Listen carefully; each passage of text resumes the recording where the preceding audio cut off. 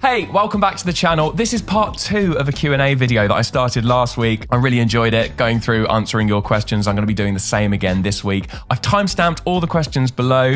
You can skip through them or just watch the whole video through, whatever works for you. The team have put these questions together that have come in from your emails and from your YouTube comments. So I'm not entirely sure what the questions are going to be. That's going to be a lot of fun. I'm going to go through and answer as many of them as I can. And I'm really excited about it, actually. This is going to be a lot of fun. Let's do it.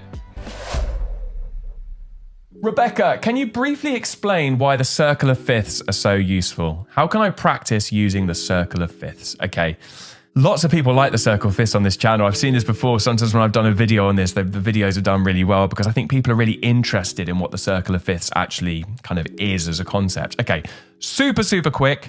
Think of the circle of fifths like a clock. Hopefully Charlie can pop up a little circle of fifths on the screen now for you. Think of it like a clock. You've got 12 places round a clock. If you go anti-clockwise round the circle of fifths, you get all your flat keys. And if you go clockwise round the circle of fifths, you get all your sharp keys, okay? It's basically a way of organizing all of the chromatic notes on the piano. So rather than them being ascending, they're spread out in fifths. I use the circle of fifths to make sure I'm practicing things in every key. And the great thing about the way the circle of fifths is laid out is if you go, say, clockwise, okay, if you go from C to G, you're going essentially down a fourth, okay? You're going from C to G. You're going down from like what would be chord 4 in the key of G to chord 1 in the key of G. And then our G chord is actually chord 4 in the key of D. So you're practicing what we call cadences, common harmonic progressions in a key, okay? And I'd go round and I'd practice my major chords all around the circle of fifths. I'd practice my minor chords. I'd practice a random voicing, maybe if I was working on something specific. Just taking it round the cycle of fifths, because what you're doing is you're covering all bases, okay? Now, what I've done there is just an absolute huge sort of like the circle of fifths. You know, I've just given a super whistle-stop tour of it. But there is so much in that circle, so many hidden patterns, so many things where you just have those little aha moments. You're like, oh, it's literally just laid out in front of you. If you would like me to do a full video on the circle of fifths on the channel, drop a comment below and let me know, because I have a feeling a lot of you would like that. I haven't done that yet. I've sort of done videos that use the circle of fifths, but I haven't done any videos specifically just going into absolutely what an incredible tool it is to practice with. So if you'd like to see that, drop a comment down below and let me know. Okay, next question. This one is from Anthony. He says, what keyboard do you use for your tutorials? I get this question so much, okay? This is a great question. Lots of people are waiting for the answer for this. I play a Nord Electro. I think Nord keyboards are absolutely incredible. I think they're honestly the best out there. I love the red. I just think it's so cool as well. They look so cool. This Nord Electro is like a friend. I have thought about getting a different keyboard, a more up-to-date version, but there's a thing with instruments that they're just like, it's not necessarily about what they can do and whether it's the latest model or not, but they're just like, they become like your friends. And this keyboard has been with me everywhere. So many gigs. I use this all the time. It's so great. I can put it on my back when I go to gigs and I play. I literally can go on the tube with it. I can get the train with it rather than having to drive and all that kind of stuff. It's so versatile and it just feels great, you know. I really like it. Interestingly, I don't actually use the Nord piano sound, okay? What I do is I use what we call a VST for all the videos, which is basically like a virtual piano. In other words, if you're not quite sure what VST is, someone has gone in and sampled a real-life piano. They've gone in and recorded every single note on a real-life piano and then produced an instrument that you can then pull up on your computer and you then physically play. This acts like a MIDI keyboard. Okay, I'm getting a bit technical now, but this acts like a MIDI keyboard and you then play the notes. So it's like you're playing a grand piano that's been recorded somewhere, a really nice grand piano. People always ask me what VST I use, so I will show you. This is the VST I use. It's called Ravenscroft 275. I'm not sponsored by them, but I just think this is absolutely brilliant. I use a couple of others as well. This is the one I tend to use. I find it really responsive. So, and the things I love about it, this is getting a little bit technical now, but I really like the tone wheel here, okay? So what you can do is you can change the sounds. You can kind of go from like a softer sound piano, almost a bit kind of like it's a felt piano, really soft. You can hear it so much more resonant. I've used this on gigs as well. It just is so good, this thing. And then I go up like this, and I can actually make it even more brighter, even more brighter. I can make it brighter. And it just cuts straight through if you're playing with a band or something. I love it. You can play about with the mics, and I just think it's great. I also really love this reverb that comes with it. It's just the standard reverb. It just sounds so good. Check this out. I don't know how much that's going to be, but I put a little bit more on it.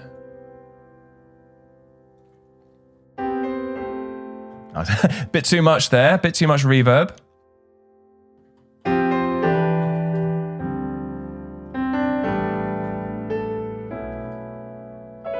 I love this keyboard. It's so versatile. Some of you will know that I do some music for TV adverts as well. I've done a bunch of TV adverts over the years. And like last year I did the Amazon Christmas advert and I recorded it on this. You know, I played it was a Beatles song. It was called In My Life.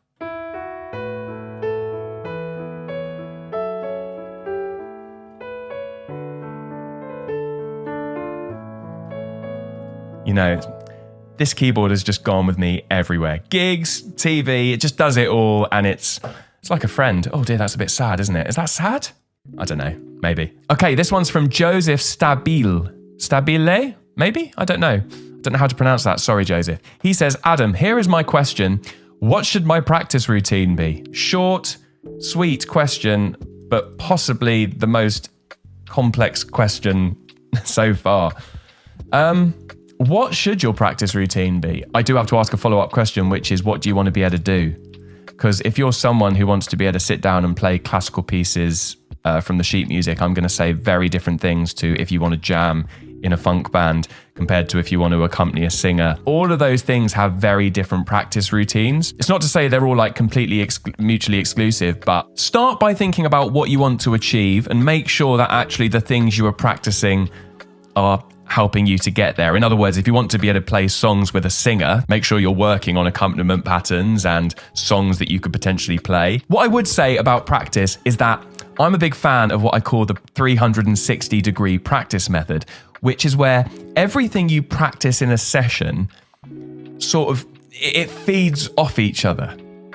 Okay, so let me give you an example, right? Let me just raise my chair up a bit. So say your goal was to play, I don't know, maybe a 12-bar blues.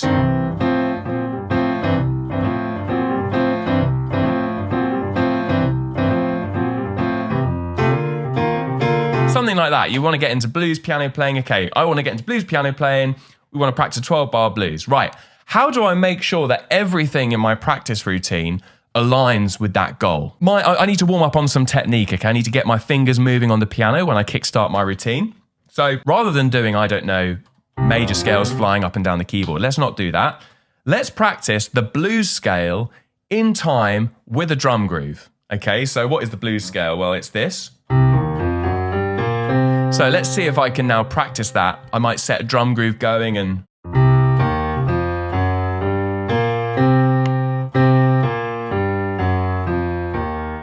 I don't have a blues backing track to hand here, but I play that along with a drum track. I'm a huge fan of playing along with drum tracks. That actually means your scale practice is quite musical, and it sort of feeds into your overall goal for the session, which is to be able to work on your 12-bar blues playing. The blues scale is going to be really useful for that, so we'll combine that in with our technique. I'd then maybe do some work on some chords, but I'd practice the chords that are going to be in my 12-bar blues that I'm going to play when I come to play that later on in the session. So, I don't know, I might practice some nice voicings for my 7 chords. There's a nice voicing for C7. There's another one. I mean, don't take the actual chords I'm practicing here. That's not what I'm showing you. It's the concept of practicing things that are feeding into what I'm actually trying to play. Okay, so I might practice some 7 chord voicings because they're going to be useful because the 12-bar blues is made up of 7 chords. And I'd make sure that everything I'm doing feeds into that overall goal. I'd probably write out a practice plan for myself before I sat down and actually did the practice routine. Sometimes when you're in the moment, you can find yourself just getting carried away and just playing anything and going back to the things we always play. I'd say, right, what's my technique practice going to be? What's my chord practice going to be? Okay, then let's start working in an actual 12-bar blues. Let's start improvising. Let's record myself, listen to it back. That would kind of be the sorts of things that I'd recommend. I think there are lots of people that sit down at the piano and play, which is great, and I do that all the time. But you need to make sure you've got time when you're actually sitting down and practicing and improving your skills. It really makes a difference, that. Okay, Christopher Towns. Okay, hey Christopher, thanks for checking out the channel. Perfect pitch or relative pitch are two things that appear to be a case of either you have it or you don't. Is that true, or is it something you can acquire or develop over time? You either have it or you don't. Yeah, I see what you mean. Okay, so I have perfect pitch, sometimes known as absolute pitch. What that means is that I can hear a note. So if I just play a random, I don't know, I hit two notes there, but oh, hit the same note again. Okay, I know that's a C. Okay, without even looking. Now it's a great magic trick. As soon as you tell people you've got perfect pitch, a test is always coming. They always like, oh, really? What note's this? And then you have to name what note it is. It's a great little trick. It's useful in a lot of the work I've done. So if I have to transcribe a song really quickly, it's very useful. Would I choose to have perfect pitch if I had the choice? Or would I choose to have something called relative pitch, which is what Christopher's asked about, relative pitch there. Relative pitch is where you don't know the specific note itself, but you have good ears and you can tell the difference between the notes. You might need to just work out what that first note is, but as soon as you've got that, you then know what all the other notes in a sequence would be because you're kind of used to the relationship between them. I would probably choose to have relative pitch. The reason being is that with perfect pitch, you can't turn it off, okay? And I'm really lucky. I have the sort of perfect pitch where I don't really notice if stuff is sharp or flat. I'm not like, oh, that seems like 13 cents sharp or whatever. I don't know how people live with that. That's crazy. But the thing is I can't turn it off. So the way I describe having it is a little bit like, okay, look at this word on the screen. Did you read it? If you read that word, that is exactly what having perfect pitch is like. It's impossible to hear a note or hear a piece of music without thinking, oh, that's a G, that's an E flat, that's an E, that's a G. My brain is constantly doing that when I'm listening to a piece of music. And actually, I would love to know what it's like to just be able to listen to a piece of music without that all going on. Okay, so I think people often think perfect pitch is some kind of superpower. I don't know if it is, and I probably would choose not to have it if I had the choice, and I choose to have really good relative pitch. Can you acquire relative pitch, which is basically what Christopher is asking? Yes, you can. The more and more you play, the more and more you listen, the more and more you can develop your ears, which improves your overall oral ability. 100% you can develop relative pitch. And through practicing through a chord approach where you're listening to the relationship between the notes, the chords, it's really going to help you with that. So yes, you absolutely can develop it. And it's just something that you will develop over time the more and more you play and the more you associate the music you're listening to with where it sits on the piano, playing along with tracks, working stuff out by ear, all of that good stuff, transcribing. That's all really going to help you develop that relative pitch, which yeah, it's super useful. By the way, if you are interested in a more structured approach to your piano learning, I'm bringing something out very soon called the Creative Piano Roadmap. It's a course delivered by me with video lessons, a course workbook. There's some really interesting features as part of this course, which I cannot wait to share with you. I'm so excited. It's been a lot of work putting this together. I've essentially put together a course for intermediate, sort of late beginner, intermediate piano players who are just maybe hit a plateau in their playing and want to just get to that next level with kind of a clear pathway to follow. There's assignments in there, challenges, and really clear lessons where it's like, here's a technique, here's a skill, take this, and I now want you to practice this, and then watch the next lesson. It's like nothing I've really seen out there before, and I'm so excited to share it with you all. If you are interested in hearing more about that, I've put a link to join the waitlist down in the video description. Just add your name to that list, and it'll mean that you'll be notified as soon as we launch. The Creative Piano Roadmap, I think you're going to find it really useful. Okay, next question. This one is from Andrew Griffiths. He says, in regards to playing chords and melody together in the right hand, if the song starts on a chord and a melody note that is not part of that chord, how do you incorporate the two together? Okay, I see what you're saying, yeah. Lots of people are interested in playing melodies at the same time as playing chords. That's basically how you play solo piano. Before I answer that question, what I would say is that before I would even begin thinking about playing melody and chords together, I'd have all of the chords down for the song you're going to play. I'd also then get the melody down, and then I'd think about combining them. I wouldn't think about combining both together straight away. But to answer your question, you have to add that note in, basically. And I've done a few videos on the channel about this. There's one called How to Play Melody and Chords Together with Your Right Hand. And essentially what you do, you always think of your little finger as the melody note. Okay, so your little finger is always at the top of your voicing. If I play this, right, what's the note that rings out there? Well, for me, it's the note at the top, okay? Whatever chord you play, generally speaking, it tends to be that the note that is at the top of your voicing will be the one that sings out over the top of your playing. So you always want to put the melody at the top of your voicing in your little finger. So, for example, if, say, you were on a C chord, and your melody note is a D, in other words, the D doesn't fit into that C chord, I'd put the D at the top, okay? You don't have to worry too much about missing notes out, okay? We actually haven't got an E in that chord. We're playing a C chord, the melody's on a D, but I'm choosing not to play an E. Doesn't actually, in the grand scheme of things, it doesn't really matter. It's more important to probably have that melody note in there. So sometimes you have to omit notes from your voicings in order to kind of put the melody with the chords, particularly when you're doing this in your right hand only. Go check out that video. I think you'll find it really useful. I break down basically a process where you go chord, tune, chord. Okay, it's like a whole kind of formula for how you play solo piano when you want to play melodies at the same time. This one is from Paul Milligan. He says, one of the things I know I need to improve on is playing more interesting left hand patterns for modern pop tracks. I tend to either use just octaves on the beat or some form of arpeggios, which I'm not great at, to be honest. Yeah, okay, left hand patterns. This is something I need to make a specific video on, I think. I think a few people have asked about this left hand patterns. What I would say is it would be interesting to know whether you're talking about playing solo or you're talking about playing with a band. Okay, if you're playing with a band, it will kind of be different. I'd be doing different things in my left hand. I'll be completely honest though, I don't use my left hand for a huge amount of patterns. Okay, my left hand tends to take care of the root notes, and I use my right hand to play bits of the melody and other patterns. So it's almost, my right hand does a lot of the work. It's interesting, if I was playing something like a piano ballad, my left hand would pretty much you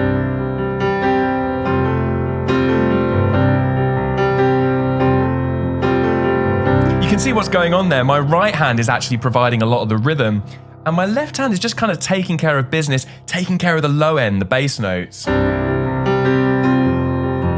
I mean, the thing is, this is such a wide question because it's different depending on what style of music you're playing.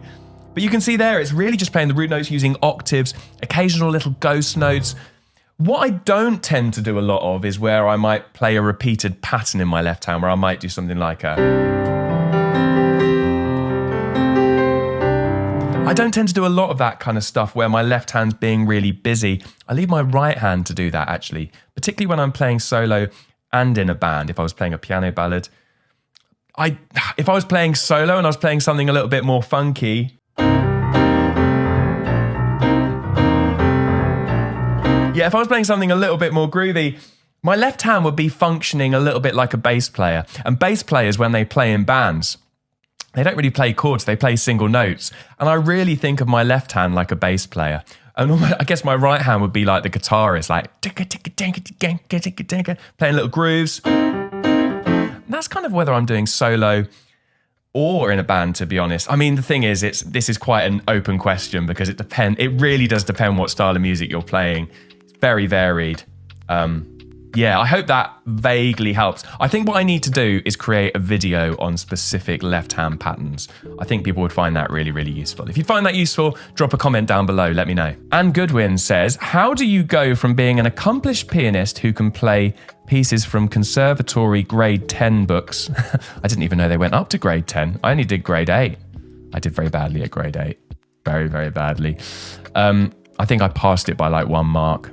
Anyway, sorry, continue the question. How do you go from a pianist who can play pieces from conservatory grade 10 books to being able to play the piano in a coherent way without using books or scores. I have been working at this for several years now, following YouTube gurus, including you recently. I haven't really thought of myself as a YouTube guru, but thanks, that's very nice of you, and have had some success.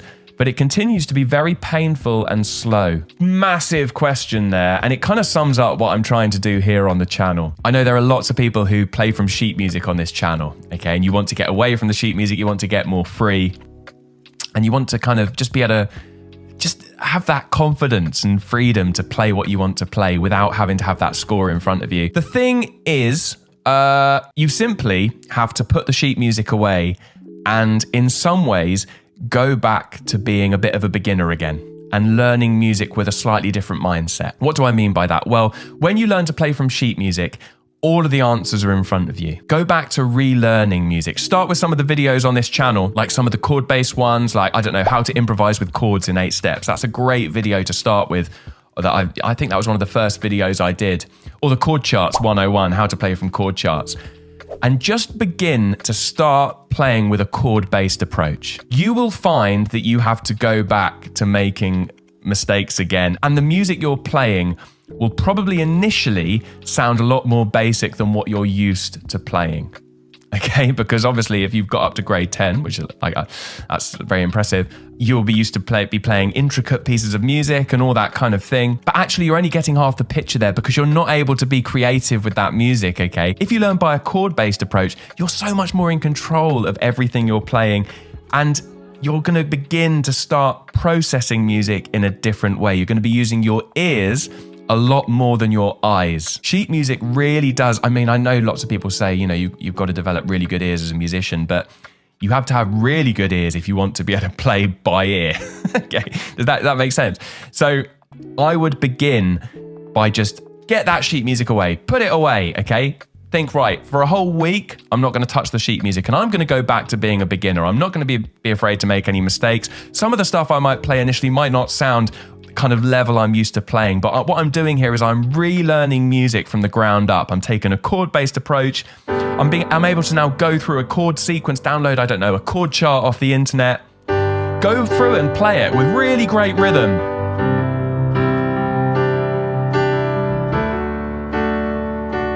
Even if it's just simple shapes to begin with, you're really going to find it's going to open you up. I'm excited for you because what you've done is you've realized that actually the method you've been taught hasn't got you to where you want to be, which is probably being able to play stuff just by hearing it or by working it out, or from a simple lead sheet where you can improvise the accompaniment and all that kind of thing, or play in a band or jam. So I'm excited for you. It's going to be a journey. Start with some of the videos on the channel and do let me know how you get on. My biggest question to you is, what do you want to see more of on this channel? Okay, please drop a comment below and let me know. I mean, I've got so many ideas myself, but I want to make sure that the content I'm making is actually really helpful for you and helping you to get your piano playing to that next level. So do get in touch. You can email me if you want as well. I love hearing from you when you reach out via email. It honestly makes my day, and some of you really sort of give me a lot of detail about where you're at in your journey and what you want to improve. So I do love reading those emails, and I do try and respond to as many of them as I can. I can't respond to all of them because there's just so many of them, but I do really try and respond to as many of them